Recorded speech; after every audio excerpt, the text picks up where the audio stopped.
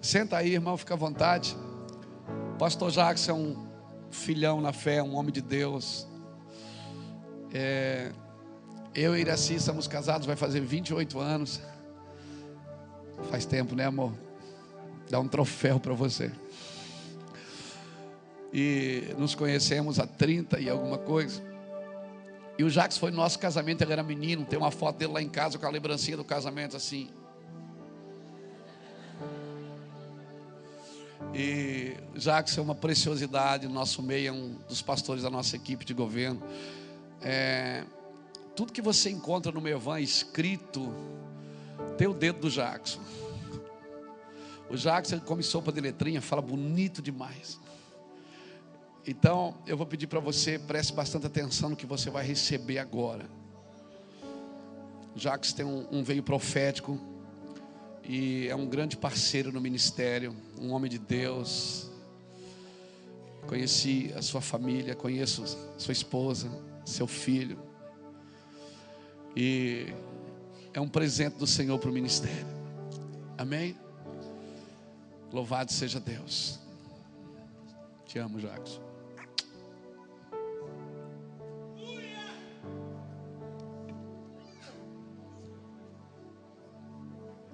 Graça e paz. Confesso que eu tenho andado uns dias um pouco intimidado em relação ao conteúdo da palavra que nós vamos compartilhar nessa noite. Mas hoje, com a palavra profética liberada nesse lugar, o meu coração se acalmou. Eu quero agradecer também um grande amigo chamado Guilherme Shelby, que é promotor em Brasília, um homem de Deus, alinhado nos bastidores, e que hoje à tarde nós tivemos uma longa conversa, e nesse tempo ele também me trouxe algumas diretrizes daquilo que nós vamos tratar nesse assunto. Eu quero que você feche seus olhos, porque nessa noite você precisa estar preparado para grandes turbulências na sua alma e no seu espírito. Nós vamos de lugares celestiais habitados pelos anjos e príncipes do Senhor a lugares de cativeiros de trevas, onde pessoas estão presas, amordaçadas, lugares que nós teremos que estar debaixo da unção e da graça do Espírito Santo para que possamos arrancar essas pessoas desses lugares. E eu não vou fazer isso sozinho, porque esse é um trabalho corporativo, esse é um trabalho organizado através da igreja do Senhor na terra, de uma igreja militante. E eu gostaria pedindo que você abrisse comigo em Malaquias, no capítulo 4. Eu quero construir alguns conceitos com você nessa noite, para que você entenda a sua verdadeira identidade. Repita comigo: minha verdadeira identidade.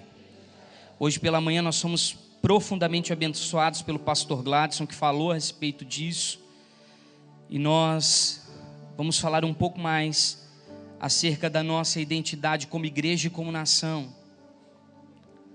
Eu peço que os intercessores presentes, meus amigos escudeiros, flecheiros, estejam guardando as nossas vidas nesse momento. Estenda sua mão para cá e me abençoe, por favor. Eu preciso da sua oração. Pai, nós estamos aqui como a tua igreja e precisamos ser discipulados pelo teu Espírito Santo. Nossa vida precisa ser edificada pelas tuas mãos, onde mãos humanas não alcançam, professores não chegam, pessoas que amamos não chegam, mas onde o Espírito Santo consegue tocar. É nesse lugar que precisamos ser mexidos. Precisamos ter um choque de consciência nesta noite do nosso posicionamento como igreja nesta nação. E por isso te pedimos, Senhor, nos ensina, nos dirige, em nome de Jesus. Amém? Malaquias capítulo 4, a partir do versículo 5, que diz assim: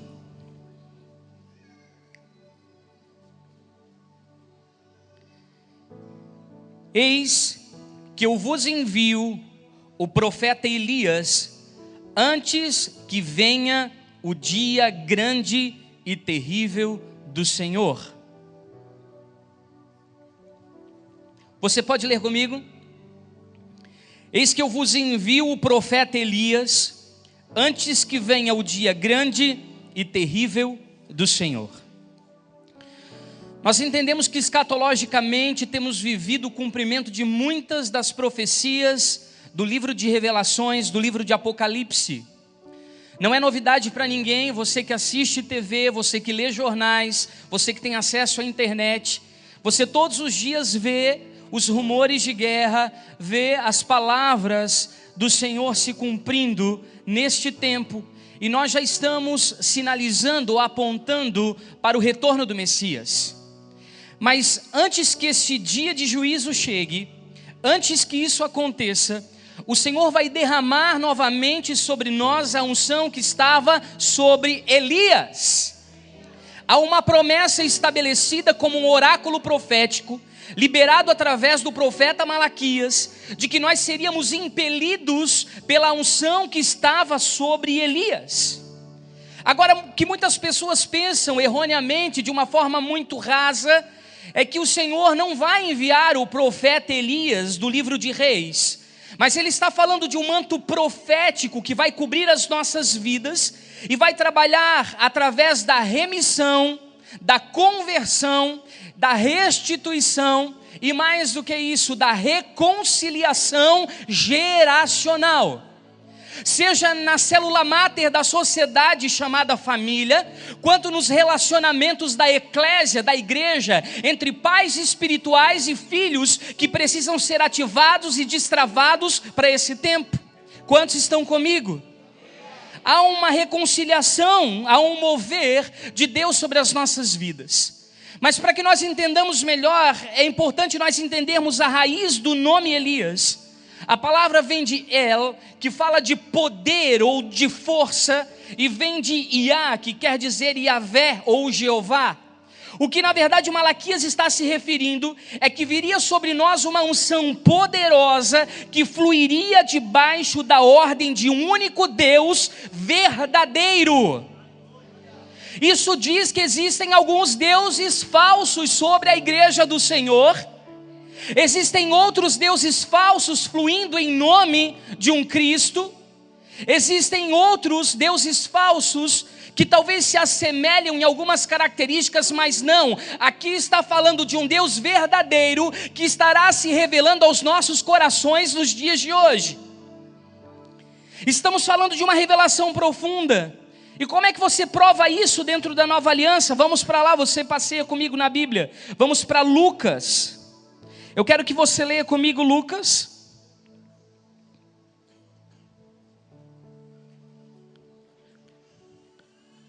Capítulo 1.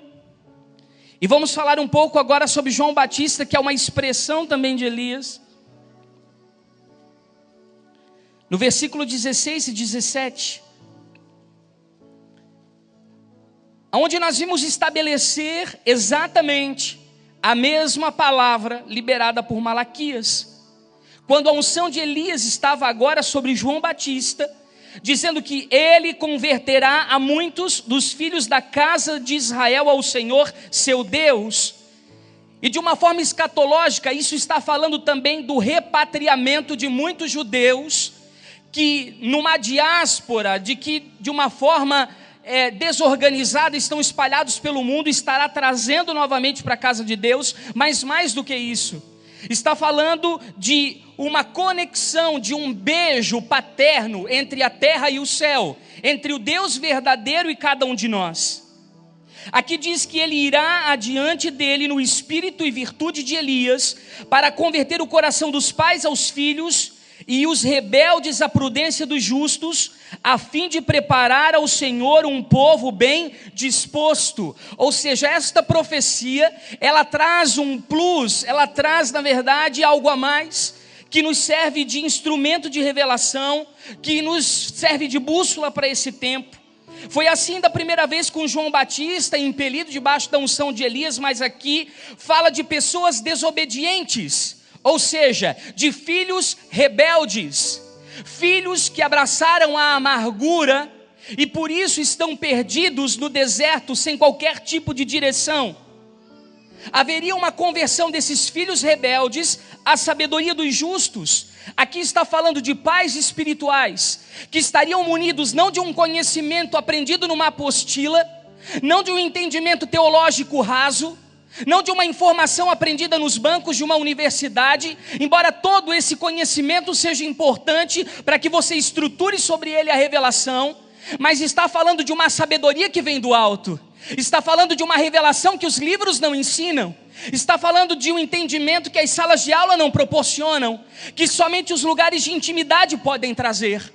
Mas mais do que isso, falam que essas pessoas que estão recebendo esse nível de entendimento, elas serão justas, ou não apenas justificadas pelo sangue da cruz, mas elas viverão na prática da justiça, cumprindo neste tempo o que a igreja precisa fazer: transformar a terra.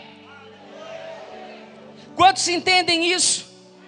Não adianta você ter um conhecimento revelado se você não faz nada com isso. Se isso não é ativado através dos seus dons, dos seus talentos, do seu ministério, se isso não é uma expressão através do seu serviço. Porque se você recebe uma revelação, isso precisa te ativar para transformar coisas, transformar pessoas, transformar territórios, transformar realidades. Deus te implantou num determinado lugar para que você seja a resposta como um pai espiritual para aqueles que estão rebeldes, que são desobedientes, que através da amargura tomaram caminhos e rumos que estão os levando à perdição.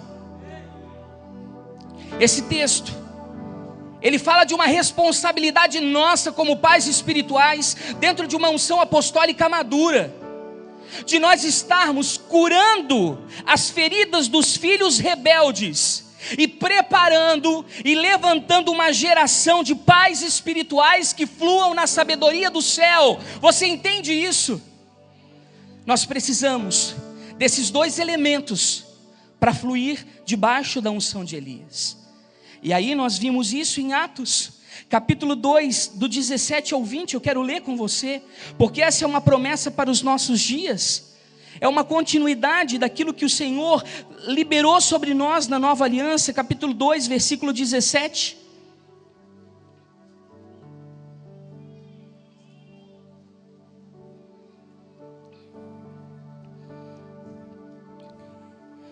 Que diz assim: e nos primeiros dias, é isso que diz? O que diz essa palavra? E nos últimos dias acontecerá, diz Deus, que o meu espírito derramarei sobre toda a carne, e os vossos filhos e vossas filhas profetizarão, e os vossos jovens terão visões, e os vossos velhos sonharão sonhos. Olha aqui para mim, esta palavra velhos, ela está enraizada no entendimento de ancião, ou alguém maduro, preparado de sabedoria e justiça. Quando nós estamos falando dos filhos que profetizariam, nós estamos falando de pessoas que estão alinhadas com aquilo que o céu está promovendo, com aquilo que Deus está propagando no seu trono de graça, e vão se movimentar através dessa unção, porque esta palavra profetizar, ela está dizendo falar por inspiração divina, debaixo da ordem do Deus verdadeiro. Portanto, quando você se enche do Espírito, quando você está cheio do Espírito Santo de Deus, você começa a proclamar as verdades do Espírito de Elias, e os primeiros passos da transformação ocorrida é na sua relação matrimonial e na relação com seus filhos. O seu entendimento acerca de família é totalmente mudado, porque você vive isso como uma expressão do céu na terra, e você propaga isso através de um comportamento inspirado pela palavra de Deus. Mas isso ainda não está muito claro para nós, pastor. Vamos para mais um versículo. Pule comigo para Mateus. Quando nós temos a visão então de Jesus, Moisés e Elias. Mateus 17, a partir do versículo 9, a partir do versículo 6.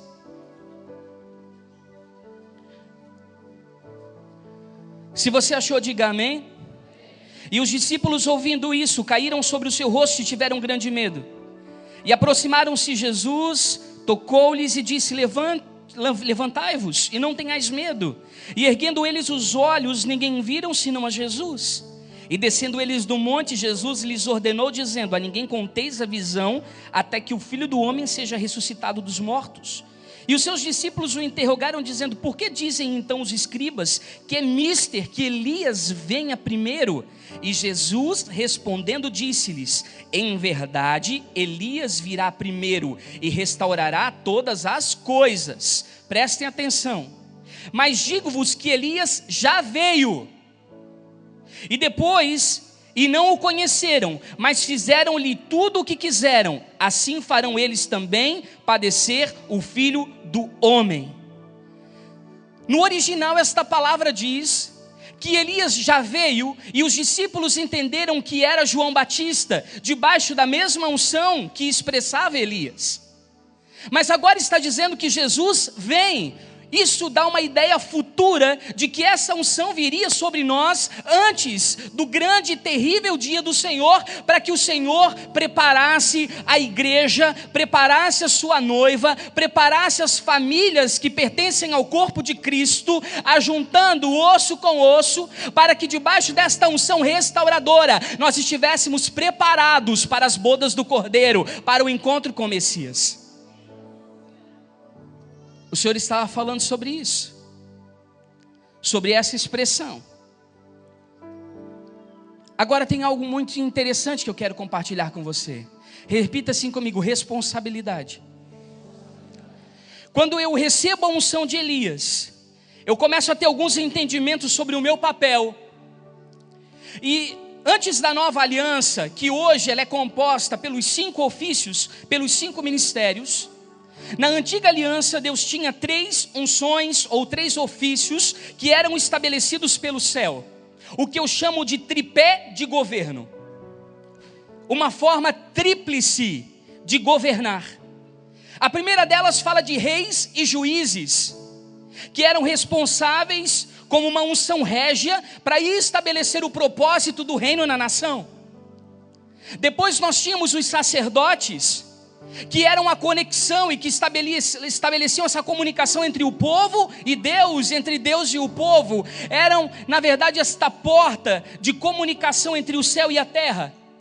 E nós tínhamos também os profetas, que muitos deles eram juízes e eram nabis porque eram videntes e que estavam dispostos a conduzir o povo de acordo com aquilo que Deus estava proclamando no céu.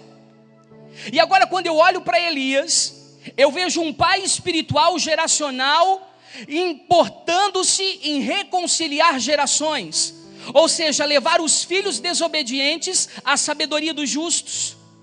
E Elias, por ser um pai espiritual, ele recebe então uma tríplice unção, ou uma unção triplificada, porque ao mesmo tempo ele era rei, porque ele estava num nível profético suficiente para combater a casa de Acabe, que era um rei e uma autoridade constituída. Ele estava estabelecido como sacerdote, porque quando ele faz então o sacrifício diante dos altares de Baal, e aquele altar, aquele sacrifício é consumido, ele é estabelecido como sacerdote. E mais do que isso, ele é profeta, porque ele combate as mentiras e os sofismas que se opõem às verdades do reino de Deus, trazendo luz para as nações. Então esses pais espirituais de hoje, eles precisam estar movendo com isso. Mas não ache que isso é uma tarefa fácil. Não ache que isso é uma tarefa simples. Porque Jezabel também estabelece os seus governos em oposição ao reino de Deus. E como é que isso acontece de uma forma contextualizada? Queridos, eu não vejo palavra mais contemporânea do que essa. Porque Jezabel tem seus imperadores.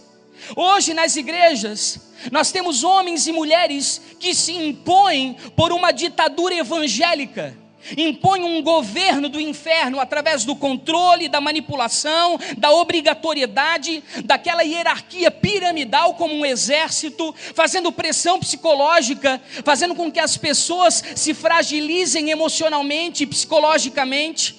Porque você é obrigado a cumprir metas de dízimos e ofertas, porque você é obrigado a vender uma quantidade de livros, para que então o apóstolo seja abençoado. E você recebe cartilhas direcionadas do que dizer e de como falar, e qualquer coisa que saia da vírgula e do ponto exigido pela instituição, você já é tirado fora, porque as diferenças, elas não são suportadas. E no lugar em que a diferença não pode ser suportada, Deus não governa. Porque a graça de Deus, ela é multiforme e ela se expressa de diferentes maneiras. Deus não rouba a sua identidade. Deus não rouba o que você pode ser no corpo, porque você foi chamado antes da fundação de todas as coisas na origem, para cumprir um propósito pré-estabelecido.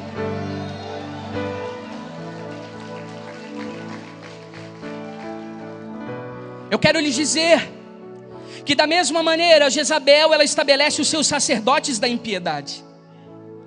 Eles estabelecem, sabe como, seus ministérios? Em altares profanados, tendo um envolvimento severo com as trevas, sendo portas escancaradas para que demônios adentrem a igreja. E você começa a ver o comportamento de líderes que tropeçam da graça sendo reproduzidos em cadeia, em efeito dominó, em todas as outras pessoas que recebem a sua cobertura. Esses sacerdotes, eles se vendem pelos requintes de sedução de Jezabel. Quando ela coloca a sua mesa, eles sentam e comem e banqueteiam com ela e se embriagam com toda a sua sedução. E por causa disso, eles prostituem o seu chamado, eles negociam o seu ministério, eles se vendem pelo prestígio, pela visibilidade, pela fama, pela aparência. Para que eles estejam no lugar de status, eles se corrompem.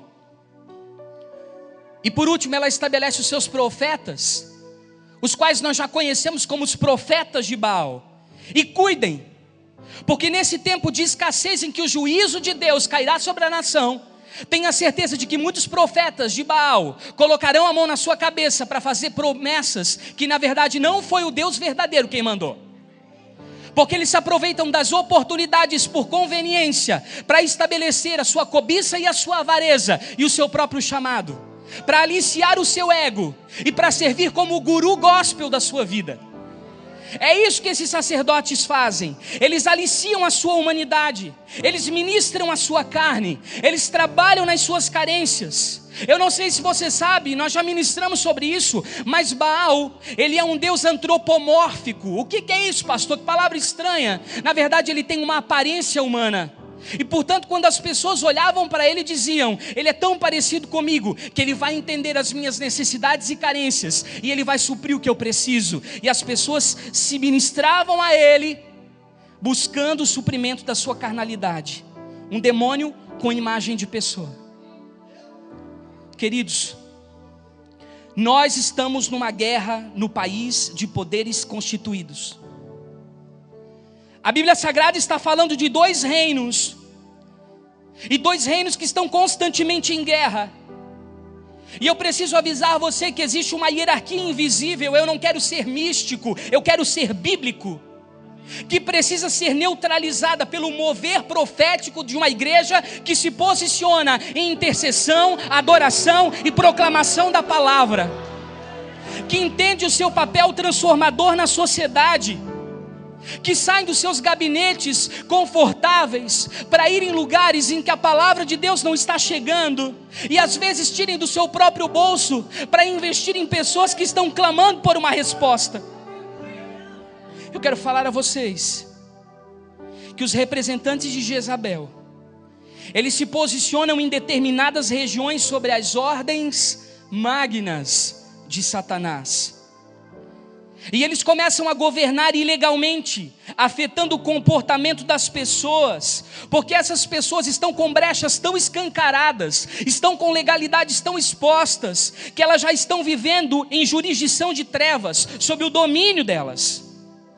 As pessoas, elas não têm ideia, elas trabalham remotamente, como se tivessem sido abduzidas e embotadas, são controladas por algo que elas não explicam. Elas estão totalmente sem noção, porque elas vivem sem a noção de que existem esses príncipes. E por que eu estou falando com você nesta noite, neste nível? Eu sei que há muitas pessoas que talvez não entendam nesse exato momento que eu estou ministrando, mas para aqueles que estão entendendo, eu quero conclamar você a um posicionamento radical na sua vida. Os que não estão entendendo, por favor, busquem abrir o seu discernimento profético, seus olhos espirituais, para que o Espírito Santo confirme no seu coração essas verdades. Eles provocam pecados ligados ao derramamento de sangue, como violência, como a questão do aborto que está sendo legalizado, a imoralidade que está sendo promovida. E com isso eles vão fechando portais de glória sobre a nação, que eram para despejar ribeiros de azeite que descem do trono de Deus, estão estancados nas regiões celestiais. Por isso que nós vamos até um determinado nível, e quando nós tentamos romper, nós não passamos, porque por causa da iniquidade que a igreja avalizou assinando embaixo, nós estamos pagando um preço muito alto. Fecham esses portais de glória. E por isso que o reino de Deus não tem avançado. Nós temos ficado dentro de 4 paredes, brincando de entretenimento, fazendo pipoca e pizza, brincando de imagem e ação, enquanto nós temos responsabilidades governamentais, lugares de responsabilidade para adentrar. O Espírito Santo começou a ministrar essa verdade comigo ao meu coração. Ele disse: Jackson, sabe quando você lida com um trauma? Eu não sei quantas pessoas aqui trabalham cura interior e libertação. Levante a mão comigo. Talvez você já tenha lidado com a característica do trauma. O trauma, ele consegue separar o corpo da alma e do espírito. O espírito fica preso em cativeiros espirituais, e ele perde a conexão direta com Deus. Dificulta, o download demora, você não consegue entrar em lugares que Deus está esperando que você entre. A sua alma começa a estar adoecida, você começa a ficar com medo, você começa a ficar desequilibrado, você começa a ter pavores noturnos, você começa a ter sensações que você nunca explicou.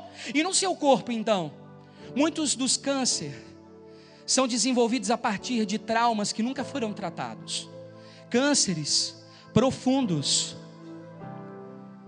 em que muitas pessoas perdem a vida, porque elas estão adoecidas. E por que eu estou fazendo essa analogia? Porque a nação, ela precisa ser encarada como um indivíduo. Diga assim comigo: a nação é uma pessoa. E quando a iniquidade geracional, ela destitui a família, ela entra na célula máter, ela separa pais de filhos, e ela adentra a igreja, e ela separa pais espirituais de filhos de propósito, ela consegue destruir e separar as 3 maiores autoridades instituídas pelo céu na terra. A primeira delas é a própria terra, as quais o Senhor entregou aos filhos dos homens, para que nós fôssemos mordomos de toda a criação e transformássemos através da expansão do reino de Deus. O segundo é a igreja, a eclésia, que não é um prédio, uma estrutura, mas são pessoas que se ajuntam por um propósito. Eu conheço igrejas na favela que tem 30 pessoas que são muito mais alinhadas do que igrejas que tem 6.000 pessoas e que só contam pelo número de membros para se mostrar como projeção diante da cidade. E o terceiro é o Espírito Santo, que é o Consolador deixado na terra, a pessoa do céu, o representante, a conexão direta com o coração de Deus. Quando essa iniquidade é instituída na terra, escutem bem, quando Elias não se move, quando Elias fica reativo, quando Elias entra no estado vegetativo de passividade, quando Elias cruza os seus braços, esta iniquidade traumatiza a terra, separa da igreja e nos distancia do céu. E essas lacunas que vão sendo criadas, elas vão estabelecendo tronos de iniquidade. E os planos de Satanás, eles vão tendo portas de acesso na sociedade. Queridos, olha aqui para mim, repita assim comigo: cada nação tem uma identidade. Você vai me chamar de doido hoje. Você vai me chamar de maluco hoje. Porque eu vou ao contrário a toda a exegese, a todas as formatações teológicas que talvez você tenha recebido. Porque na sala de aula nós aprendemos que as igrejas da Ásia, descritas em Apocalipse, nas cartas de João, são fases históricas que a igreja vai vivendo para o cumprimento dos tempos. Quem concorda com isso? Mas vai além. As igrejas de Apocalipse, elas são identidades de nações. Nós podemos ter uma cidade Pérgamo, nós podemos ter um bairro Éfeso, e nós podemos ter uma nação como o Brasil, que é uma igreja chamada Tiatira. E por isso eu convido você a abrir a sua Bíblia em Apocalipse capítulo 2 e versículo 18, bem rapidamente, vá lá para o final. Nós teríamos muitas coisas para falar a respeito de Tiatira. Talvez você ache loucura, mas me ouça primeiro, depois me julgue. Aliás, não me julgue, julgue a profecia. Apocalipse 2:18 diz assim: ao anjo da igreja em Tiatira escreva: essas são as palavras do Filho de Deus, cujos olhos são como chama de fogo e os pés como bronze reluzente. Eu conheço as suas obras, o seu amor e a sua fé e o seu serviço e a sua perseverança. E eu sei que está fazendo mais agora do que no princípio. Amém, igreja brasileira? No entanto, tenho contra você isto: você tolera Jezabel, aquela mulher que se diz profetiza. Elias, você precisa se levantar contra esse espírito infiltrado na igreja. Você precisa se levantar contra este principado que está tomando os céus da nação. E aí a palavra continua: com os seus ensinos ela induz os meus servos à imoralidade sexual e a comerem alimentos sacrificados a ídolos. Eu pergunto a você: qual é a quantidade de pastores referência nessa nação que tem abraçado o divórcio, que tem abandonado as suas esposas pelas secretárias, que tem pego em adultério? Nós queremos denunciar nesse altar nesta noite. Isso não está de acordo com a origem. Mas por quê? O segredo vem logo após. Porque eles também comem alimentos sacrificados aos ídolos. O que está acontecendo? Eles estão se sentando à mesa para comer os banquetes que Jezabel tem oferecido, entorpecido os seus sentidos espirituais e seduzidos pelas suas próprias correntes teológicas, pelos seus próprios achismos pessoais, ao pecado e à ruína, e tem conduzido milhões de pessoas, milhões de seguidores ao mesmo lugar. E aí continua dizendo: dê-lhe tempo para que se arrependesse da sua imoralidade sexual, mas ela não quer se arrepender. Por isso eu vou fazê-la adoecer e trarei grande sofrimento aos que cometem adultério com ela. Quem é que comete adultério com ela, gente? Alguns anos atrás nós ministramos uma palavra chamada noiva adúltera. A noiva de Cristo, a igreja, já tem um marido, ele se chama Jesus Cristo. Ela está desposada, ela está prometida. E quando o pastor abandona a sua casa e se casa com uma instituição religiosa, se casa com uma denominação, com uma placa de uma igreja, com uma estrutura babilônica, ele está rompendo a sua família, porque ele está dando mais atenção ao seu ministério do que à sua casa. E aí ele adultera com ela. Aí continua: e não quer ser arrepender das obras que ela pratica. Matarei os filhos dessa mulher, rebeldes. Então todas as igrejas saberão que eu sou aquele que sonda as mentes e os corações, e retribuirei a cada um de vocês de acordo com as suas obras. Aos demais que estão em Tiatira, dá uma respirada bem funda. Aqueles que não se dobraram a estes ensinos pecaminosos. E essa é uma linha muito fina, porque você vai precisar de uma precisão cirúrgica bíblica para entender o que agrada ao céu e o que está estabelecido na origem e o que são tendências de uma igreja que se perdeu nas suas doutrinas. A vocês que não seguem a doutrina dela e não aprenderam com ela, ou seja, não se sentaram para receber os seus ensinamentos, ela não mudou o seu padrão mental estabelecido pelo governo do Espírito Santo. Como eles dizem, os profundos segredos de Satanás, eu digo: não porei outra carga sobre vocês. Então somente apeguem-se com firmeza ao que vocês têm, até que eu venha. E aquele que vencer e fizer a minha vontade até o fim, eu darei autoridade sobre o quê? Nações. Se nós quisermos exercer paternidade sobre as nações, e enxergarmos este quadro de uma maneira profética, em que todos os países que compõem o globo terrestre estejam encharcados d'água, que é a palavra, estejam sendo lavados do pecado, estejam sendo restaurados e purificados das suas feridas, nós precisaremos tomar posições radicais nos altares dessa nação. Aquele que vencer e fizer a minha vontade até o fim, eu darei autoridade sobre as nações.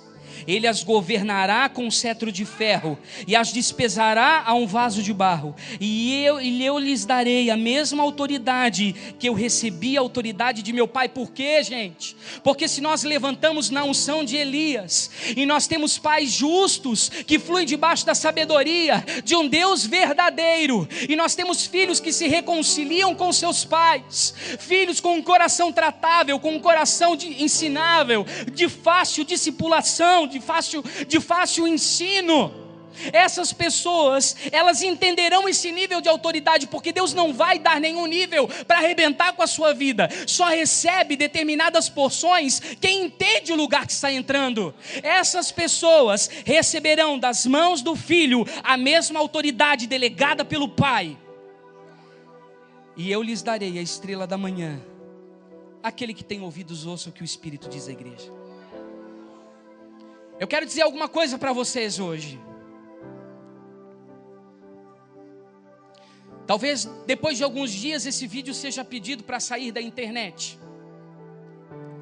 Talvez eu receba algumas cartas que eu não gostaria. Mas eu quero lhes dizer que o Mevan é apolítico, correto? Nós sempre tomamos uma decisão aqui de nunca influenciar ninguém politicamente. Para nós é um assunto muito delicado. Nos posicionamos nos últimos anos, inclusive internamente, como igreja sede na localidade, apresentar todos os candidatos e dizer: vocês têm liberdade em votar em quem vocês querem. As pessoas aqui, elas são livres, porque nenhum dos nossos projetos sociais é mantido por dinheiro público. Por isso nós não devemos nada para o Estado, nós não devemos nenhum favor.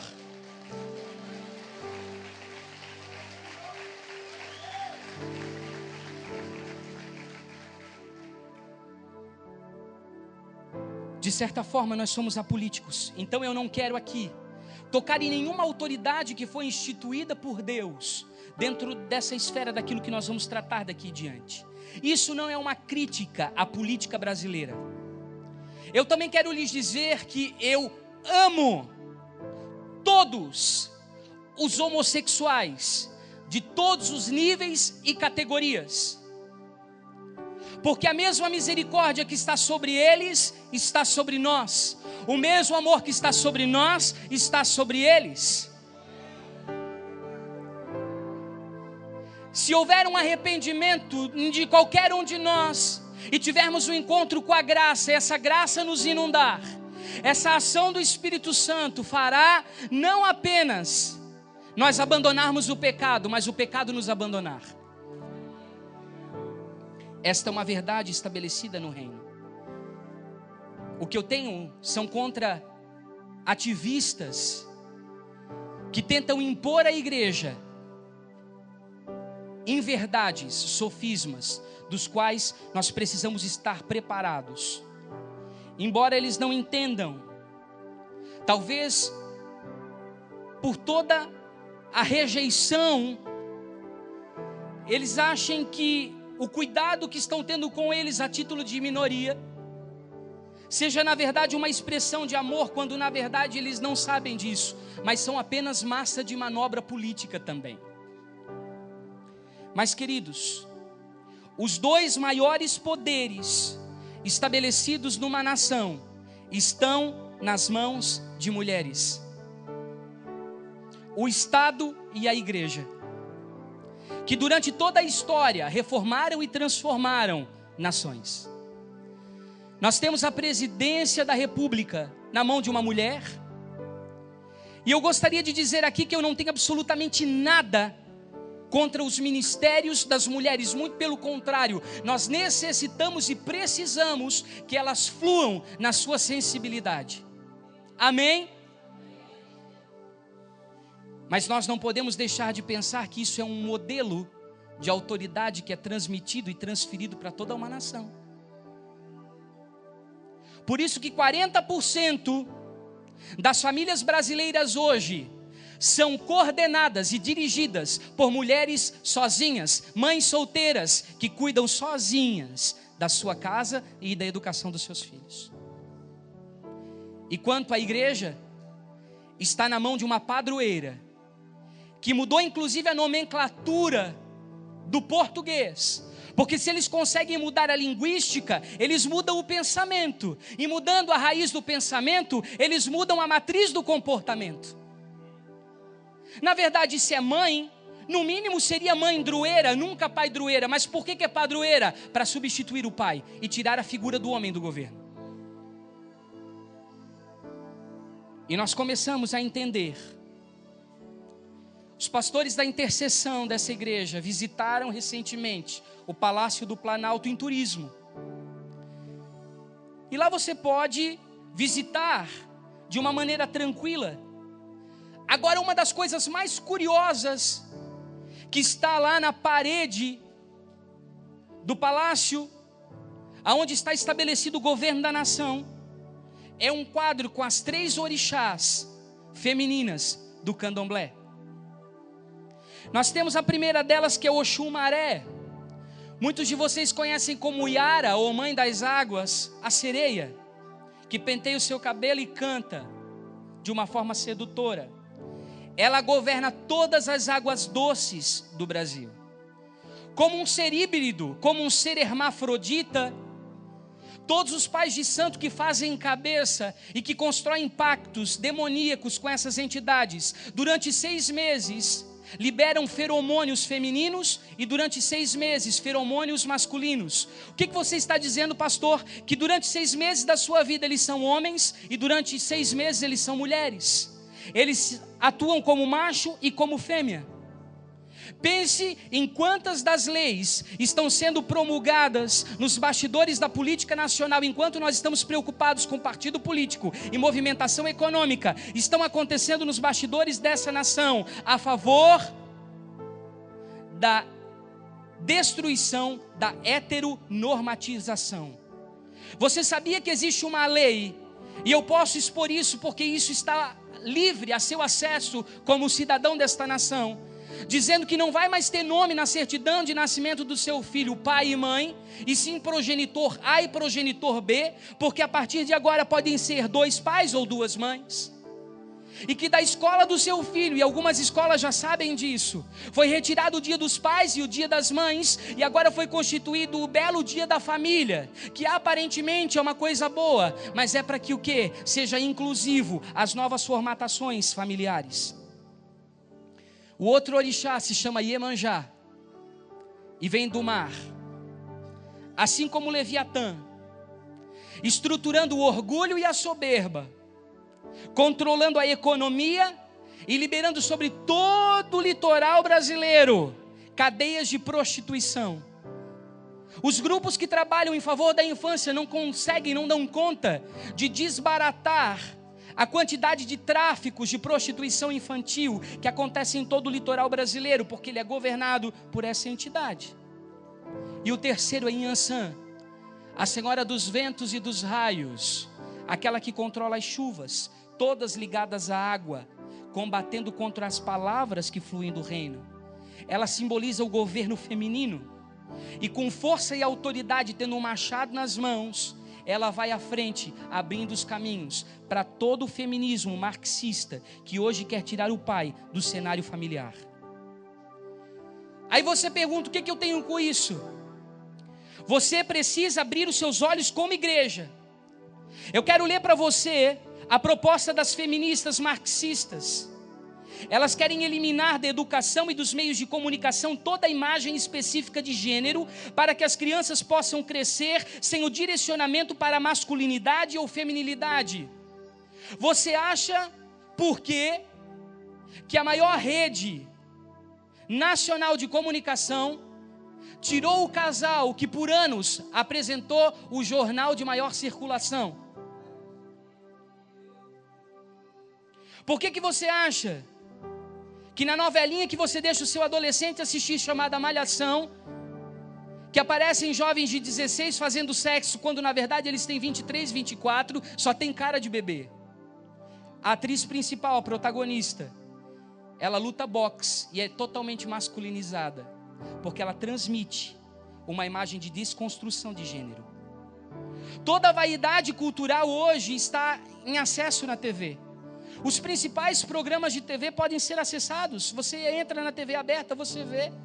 Hoje não está mais só explícito a questão da promiscuidade, mas você vê pontos de umbanda, pontos de macumba sendo tocados na sala da sua casa todos os domingos.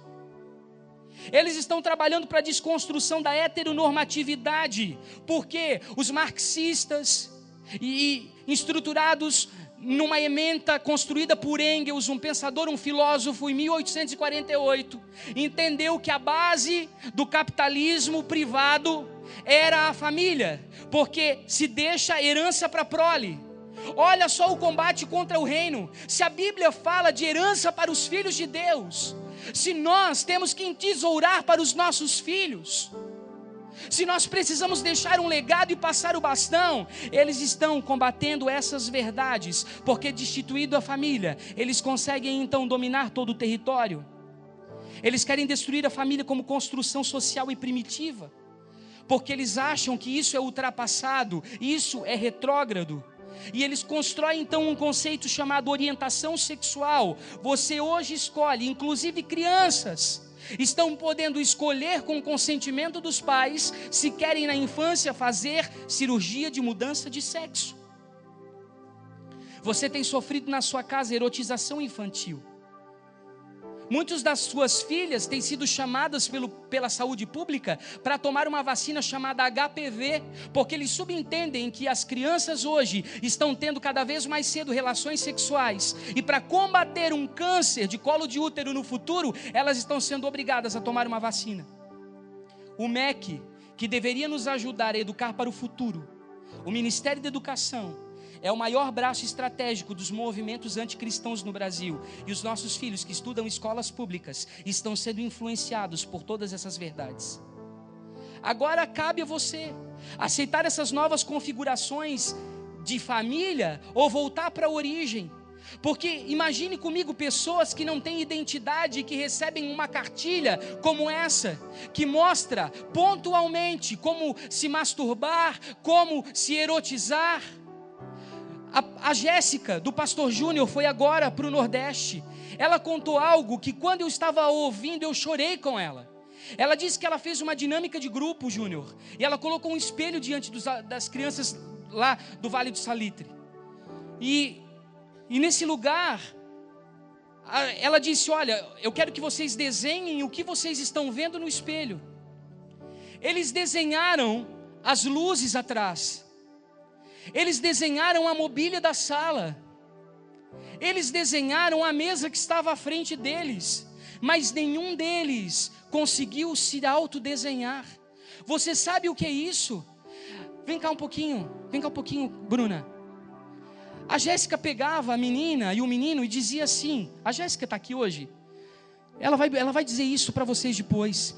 Ela dizia assim: o que você está vendo aqui no espelho? Fala para mim. O que você está vendo? E as crianças diziam: a luz, o fundo. Mas você não está vendo mais nada? Não estou conseguindo. Eles não se enxergavam como indivíduos. Eles não têm identidade. Eles não sabem quem eles são. Enquanto nós estamos interessados em evangelizar e encher a igreja de pessoas vazias, o diabo tem atacado os nossos filhos, a nossa herança.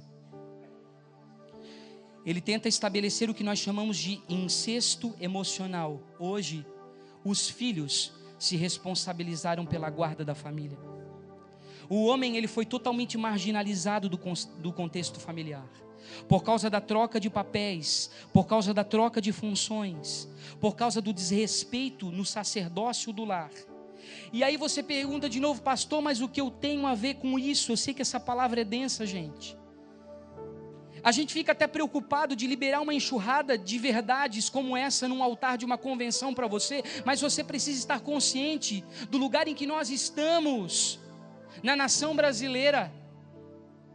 Eles já estão trabalhando há anos nos bastidores, influenciando em todos os pontos, em todas as esferas, em todas as camadas da sociedade. Aí você pode dizer, pastor, mas nós não vamos conseguir mudar o curso da história, porque tudo isso é juízo de Deus sobre a nação. Eu sei disso, mas nós não podemos nos omitir de fortalecer as trincheiras da nossa casa. Eu sei que nós estamos preocupados com aquilo que está acontecendo lá fora, e muitos dos educadores, psicólogos cristãos que estão sendo ativados nesses últimos dias, filósofos, pensadores, estão saindo às ruas para transformar a sociedade, mas e aqui dentro? Eu fico preocupado com a nossa passividade, com a nossa letargia, com os nossos braços cruzados em aceitar essas realidades, permitir que essas inverdades, que essas portas do inferno prevaleçam contra a igreja do Senhor, porque essa não foi a promessa. Eu volto a dizer, nunca se viu tantos desses problemas influenciarem o comportamento cristão dentro das igrejas. Você está vendo pastores adulterando, se casando com as secretárias, governando a igreja de uma forma ilícita. Deixa eu te dizer, pastoras que já estão no 5º, 6º relacionamento, que se não conseguem nem ficar sozinhas, imagine se vão conseguir casar, governando igrejas sozinhas, sem um presbitério masculino para ajudá-las.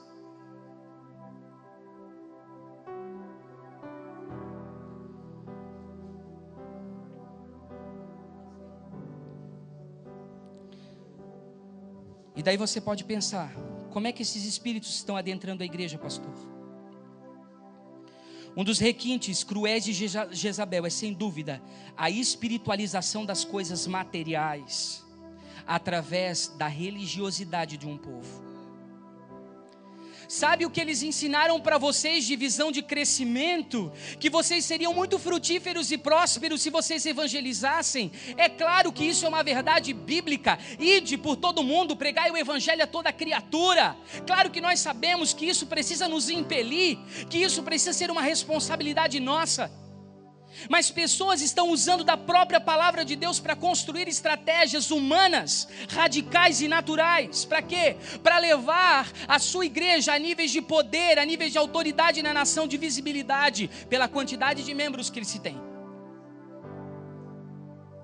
Como é que Jezabel entra? Ela é sedutora. Quantos artistas imorais você paga para cantar no seu altar? Você está abrindo as portas para que se estabeleça dentro da igreja um governo paralelo. É claro que ela vai controlar remotamente os líderes que estão nos altares das denominações. Inclusive nós que estamos falando aqui podemos estar sendo vítimas desses espíritos. Uma das maiores estratégias do reino satânico é de ordenar que esses espíritos, eles governem sobre líderes governamentais. Repita assim comigo, líderes governamentais. E aí você pode pensar, o pastor Jackson está falando do prefeito, está falando do juiz, está falando do delegado. Estou de todas essas pessoas, porque toda a autoridade é constituída por Deus. Ele está no controle de tudo. Ele tira e coloca. Salmo 146. Mas eu estou falando de você. Será que você tem se enxergado como um líder governamental? Porque pessoas que estão em funções dentro da igreja, com uma autoridade delegada, e estão fluindo dentro dos 5 ofícios, têm um chamado para fluir de uma maneira governamental. Eu quero explicar para vocês que depois que as pessoas de poder elas são dominadas por esse espírito maligno que influencia a nação, ela começa a promulgar determinadas leis, determinadas ideias, aqui e ali de uma maneira sutil, assim como ele conseguiu fazer a fofoquinha na sua igreja, por detrás dos bastidores. E isso de uma maneira nacional, vai impedindo o avanço do reino de Deus na nação. A Bíblia vai falar isso claramente para você. Quando você lê Ezequiel 28, você não sabe se está falando do rei de Tiro ou se está falando de Lúcifer.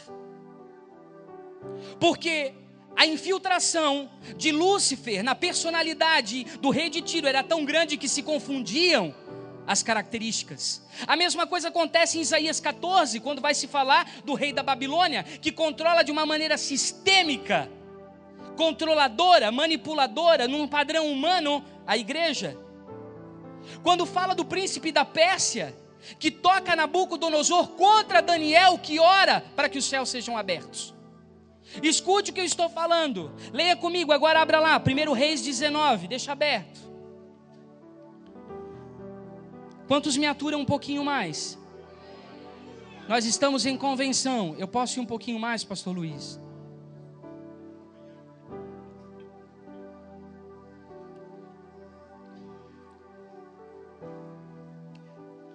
Depois que você abrir 1 Reis 19,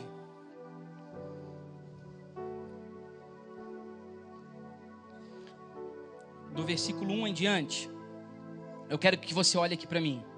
Repita assim comigo: eu tenho sobre mim a unção de Elias para preparar o caminho para o retorno do Messias. Mas eu posso, querido, sofrer 4 processos de decadência. Repita assim comigo: 4 degraus que você desce, decaindo do lugar que Deus te colocou. Sabe o que tem acontecido nessa nação? Quando nós olhamos para todas essas coisas, nós ficamos intimidados e com medo. E aí nós recuamos. Nós vamos até um determinado nível de estabelecimento do governo do reino e depois nós estacionamos ali. E Jezabel está justamente assentada sobre a igreja brasileira porque nós não confrontamos, nós calamos a nossa boca, nós silenciamos. Sabe o que tem acontecido conosco? E muitos de vocês vieram nessa convenção por causa disso. Vocês estão abraçados nas suas crises de identidade vocacional, sem saber o que vão fazer da vida. Muitos de vocês estão lambendo as suas feridas particulares com crises existenciais. Vocês estão vivendo relacionamentos superficiais e não aguentam mais e vieram para cá porque querem se libertar do controle. Vocês não toleram mais esse tipo de vida. Mas muitos de vocês entraram na manipulação por conveniência. Porque vocês tinham posições, cargos, títulos, salário, condições, ajuda de custo. E muitas dessas vezes tiveram oportunidade de confrontar e não fizeram, porque ficaram